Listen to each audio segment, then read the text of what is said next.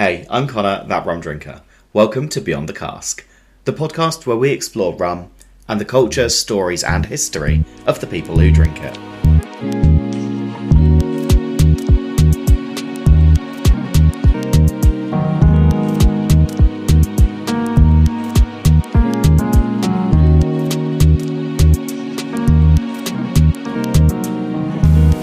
In today's episode, I'm going to be deep diving into a topic that it's come up quite a bit in my life recently, like my personal life, my rum life, and that's around people saying things like, it's a good rum at this price point, or it's a good rum for a British rum, and I like it, but it's not worth 150 quid.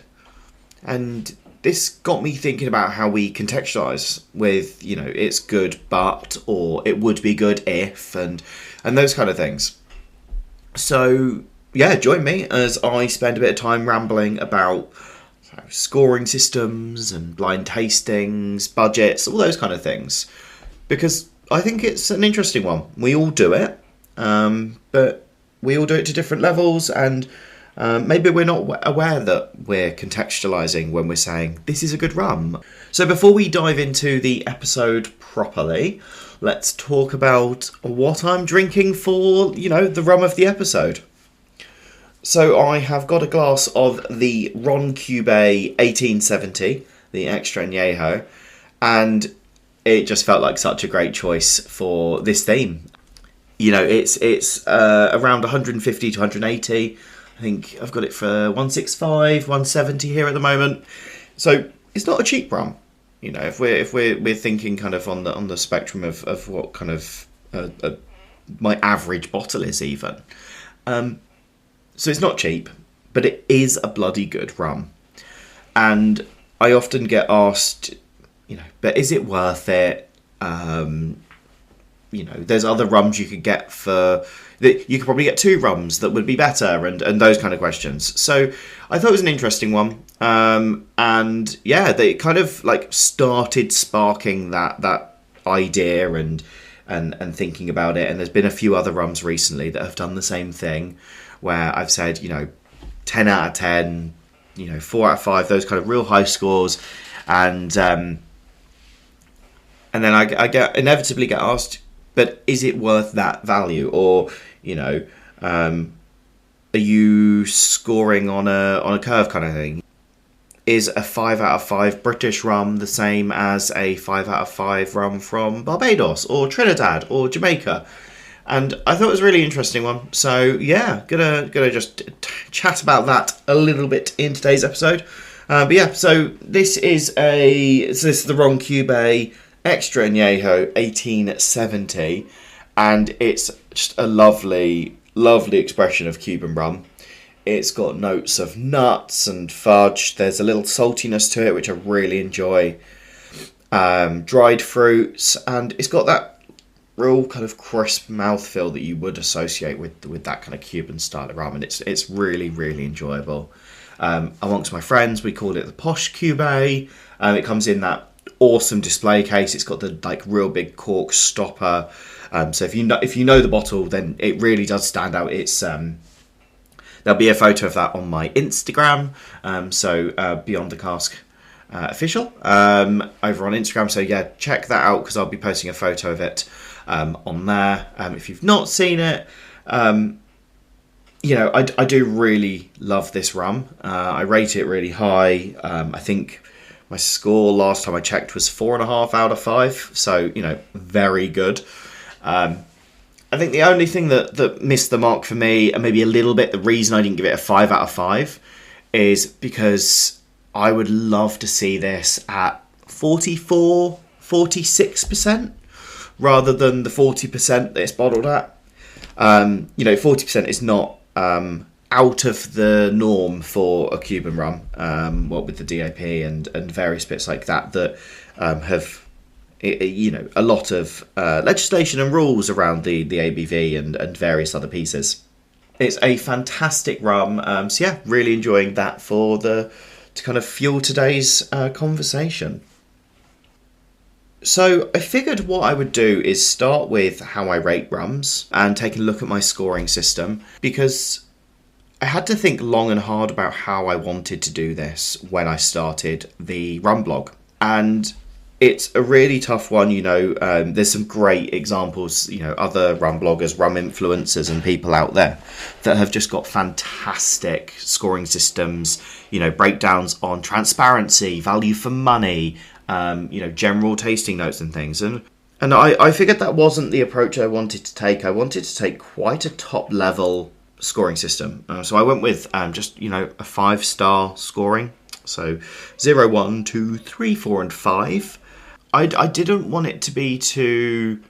I didn't want to think about it too much. I kind of wanted it to be a guiding point as opposed to anything else. And when I say that, I guess what I mean is it's very, very hard. If you were to look at my scores, I will give a lot of 4 out of 5s, for example. I could, go 4.1 or, bring it out of 100 and go, oh, this is a 42 out of 100 and those kind of things. An 86 out of 100, that kind of score. But for me, it starts getting to a point where I'm moving into a leaderboard mentality. And that's something I do want to touch on in a little bit. So I'll come back to that. But with my scoring system, I actually kind of took the classic 0 to 10 and then chopped off the bottom 5. And so my scoring system starts at 0. And, I don't mind giving out zeros because for me, a 0 out of 5 is just not for me. So not a rum I enjoy, not something that I would enjoy drinking. So some examples of that would be I don't particularly like orange on the palate. So a really orange forward rum would probably just get a 0 out of 5. And that's not a bad score because people can look at that and go, oh, well, I do like orange. Therefore, that's probably going to be a 5 out of 5 for me or something else. So then moving up, 1 out of 5 is okay, 2 out of 5 is good, 3 out of 5 is very good. And we start getting to that point. So when I go 2 out of 5 is good, you have to take that with the fact that my scoring system is naturally skewed towards the positive end. And, I don't want to be going around calling rums terrible because I'd rather just say they're not there is a rum that is good for everyone. And it doesn't matter whether I like it or not. That doesn't change the fact that, work has gone into this. It's, there will be people that enjoy it. So I like the fact that I group them under not for me as opposed to calling it a crap rum. So yeah, anyway, moving on. So 3 out of 5 is very good. 4 out of 5 is great. And then we get to that creme de la creme, that 5 out of 5, which is outstanding. And with a positively skewed kind of spectrum scoring system, whatever you want to call it, you naturally have this issue where, I will be giving out a lot of 4.5, 5 out of 5s because it's all around being tailored to my palate. So if there's one that I drink and I'm like, yes, really like this, want to buy a bottle, or, if I own the bottle, I'd probably restock this if I can. It's going to be my go-to neat sipper, all of that kind of thing. Then that's going to be getting that 4.5, 5 out of 5. And I've got a lot of the rums on my shelf behind me now that I do really, really like. And so I've given out a lot of 4 out of 5s, 4.5, 5 out of 5s recently. And, no regrets there. But it can make it a little bit challenging. So when I was thinking about how I wanted to, do this episode and think about the kind of things I wanted to talk about, my starting point was really when you're doing a blind tasting versus what I'm going to do, what I'm going to call an informed tasting. So, blind tasting, pretty self-explanatory, but that's where you don't know anything about what you're drinking. So you can have semi-blind where you're aware of some of the range or some basic information, but for this we'll kind of just do blind versus not blind, or the informed as I'm calling it. And I guess with the blind tasting, what I'm thinking is you're taking everything out of the equation. You don't have any brand bias, you don't have any any bias. So when you drink that rum, it doesn't matter whether it's a £20 rum, an £80, a £200, or a £2,000 rum. You can drink that and go, that's really nice, I like it. So you sat there, you're doing your tasting notes, you're like, okay, great. So I'm getting kind of this nutty, woody note. I'm getting some green pepper. I'm getting some pear, whatever it might be. And you go, okay, I'm going to give this a 5 out of 5. It's one of the best rums I've had recently. Really enjoy it. I would buy a bottle. But then you go, well, I would buy a bottle providing it's at this price point. And, you know, I want to touch on budgets in a little bit because we all do have different budgets. And maybe that's a good place to like transition to for a moment, because I'm in a relatively fortunate position where I can get a bottle for £150, and you know, can't do that as often as I'd like. I'd love to have a wall behind me of exceptionally rare and expensive rums, but that's very different to some of the listeners, some of my rum friends who have a budget of £40 a bottle or £50 a bottle or that kind of price point. And that's also very different to some people I know who don't have a problem dropping £1,000, £2,000 on a bottle of rum. We're contextualising already when we say this is a good rum for £100, or this is a good rum at this price point. But then we contextualise further and we just keep going down that rabbit hole of specifics, because we then have to go, okay, this is a good rum at this price point for your budget versus this is a good rum, but is it actually good because my budget is significantly out of the realms of possibility? Or, you know, I've had better that was cheaper. And so that's also something that comes into mind when this kind of blind tasting where you've gone, right, love this rum, would buy it. You then find out, oh, that's actually quite expensive. Didn't realise I was drinking a £300 bottle of rum, let's say. And you go, oh, well, it's not significantly better than this other rum that I gave 5 out of 5 that was £60. And so is there a marked improvement where, you know, when we're scaling up, what is that, like 10, 15 times more expensive, or not even, that would be £3,000. But like, you know, this is like 3-4 times more expensive, but it's not 3 or 4 times better. And so I think that's another thing that I've heard like discussed a lot, and it comes up where you go, oh, well, there are factors beyond the taste. You know, you then do have the packaging, the bottling, the brand influence. Then you have, well, is it a kind of a easily available release, or is it limited? Is it a legacy thing? Like, is it from a distillery that no longer exists? Are you buying a piece of history? And all of those kind of factors. And I think it's really interesting because you can put a price on all of those things. The brand carries a certain level of weight that justifies a certain level of, you know, price point. The display and the kind of the aesthetic of the bottle and the packaging comes into the price point. That historical component again feeds in, and so suddenly you're going, okay, well, it's not just the liquid and the aging and the effort that's gone into it, but it's all of these other factors. So I guess like circling back to like this blind versus informed. You've done your blind tasting and you go, really like it, and you're able to do that because you didn't know anything about it, and then you find out. But when you've got this informed tasting, I know that if I'm sitting down to drink or like do like a tasting of the let's say the Foursquare ECS range, I know that typically there's not going to be anything below the £80-90 mark. So that's already, without knowing specifically for that bottle, oh, this is £85 or this is 120, I know that this isn't going to be a £40 bottle of rum because I've got some level of awareness of the brand and the previous offerings and those things.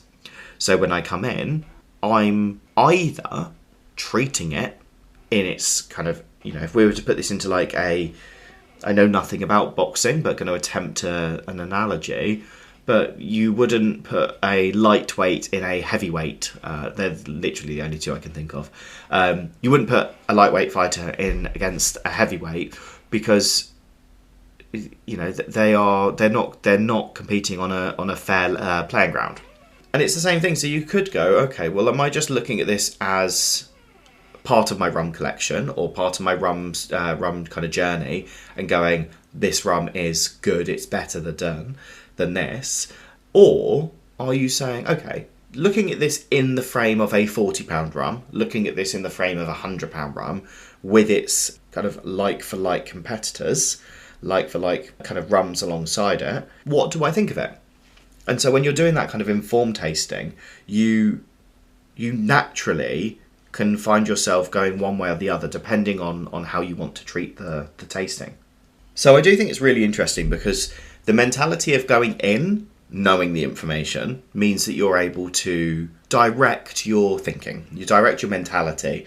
So when you go in and you have that attitude of, okay, I'm going to treat this like a £50 rum, because it, like, let's say for this example, I'm drinking a £45 rum, so I'm going to treat this in its scoring alongside the other, like, £40 to £50 rums I've got. So I'm going to put this up against rum A, rum B, rum C that are all of the same price point.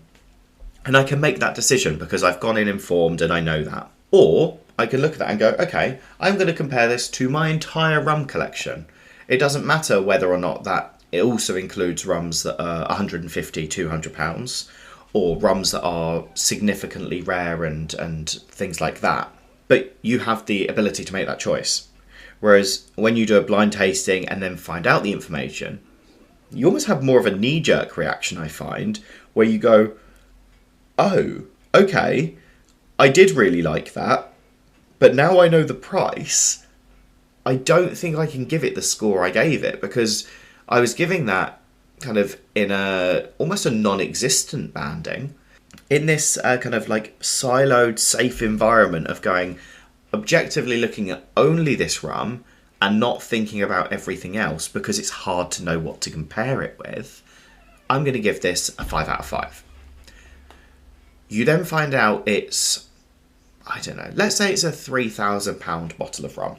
How do you take price into kind of the equation there? Because going with the assumption that very few people are in the position to be able to buy a £3,000 bottle of rum, and even the number of amazing rums, like 10, 15, 20 amazing rums I could get for that same amount of money, how would that impact your score of giving this a 5 out of 5 and then dropping it down based on that high price tag?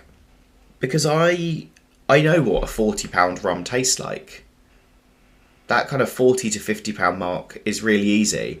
I've got the Black Top Finest Caribbean. I've got the Brugal 1888. I've got some of the Angosturas. I've got a whole load of those rums. So I know what they taste like, and in my head I can go, okay, a £40 rum is around this kind of like price point, this quality point, this taste point, and I know some absolutely fantastic rums at that price point. We then jump up and we go, I don't know, let's say 100 to 150, and that's where I'm talking some of my SBSs. We'll bring Black Tot into this, so the Master Blenders Reserve, so the 21, 22, 23, 24, they're in there. You've got the the Bristol Classic Spirits, a great example of like some of the again those single barrel selections.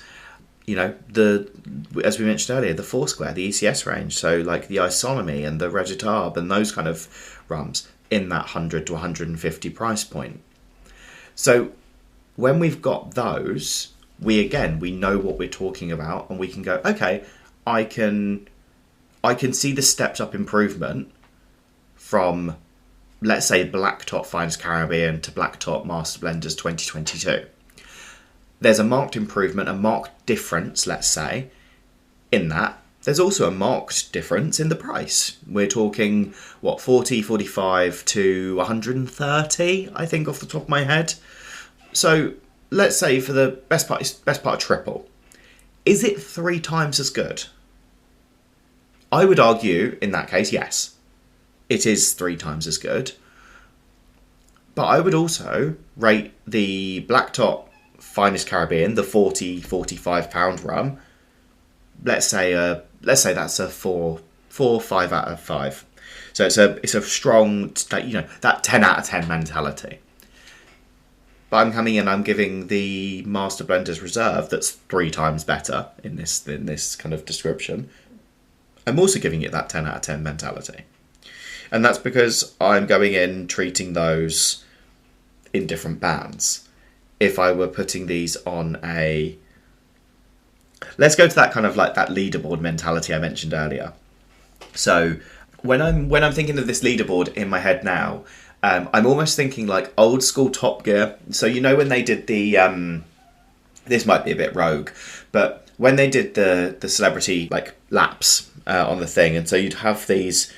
You'd have this big board, and they'd write the name and the time on it, and they'd slap it up. And I guess I'm thinking of it almost like that, where you can't be this. There can't be 2 at the same. There's always one above and below. But then you also had this little caveat on it, didn't you? Because you'd go, well, you were pretty fast, but you did have this handicap of it being wet. So there was this kind of like small adjustment that was kind of almost like a compensation, that kind of like, okay, we'll factor that in.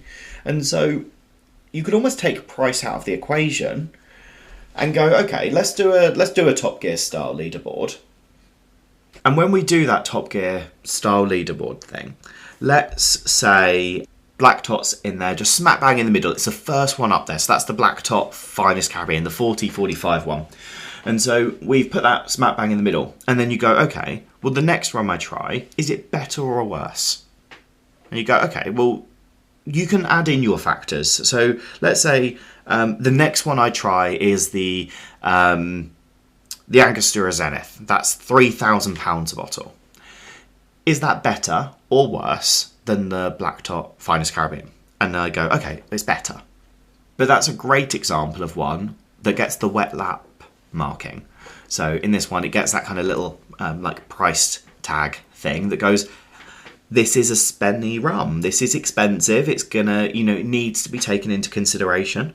And so you start building out this thing and you go, okay, well, is this rum that's £100? So let's bring Black Top Master Blender 2022 into this again. I go, well, is it better than the Angostura Zenith? And you go, well, it is, or it isn't. And it doesn't really matter at this point because it doesn't have that price kind of expensive sticker on it to say, well, it's a factor.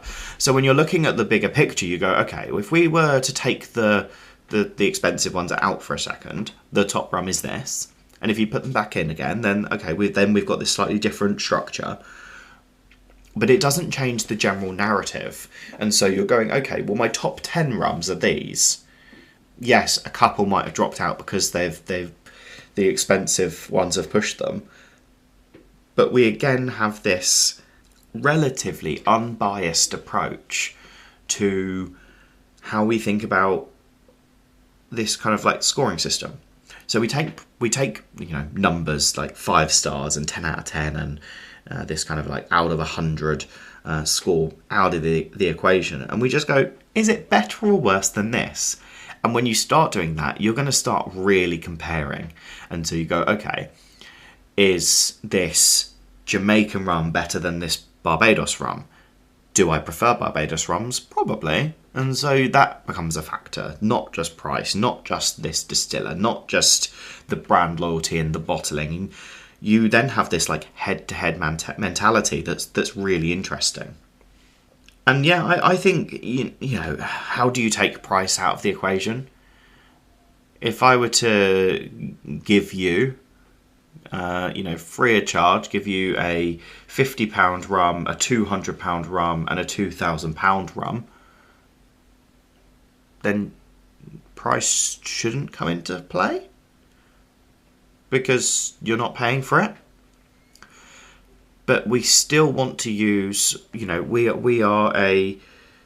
like to use labels. We like to be able to categorize things. We like to be able to group them and understand them. And in order to have that fair playing field that we kind of mentioned before, if we are able to go, okay, well, we'll put like and like against each other in this round, and we'll put like and like together in that, then we do want to separate the £50 rum from the £2,000 rum, because it just doesn't feel fair to compare them.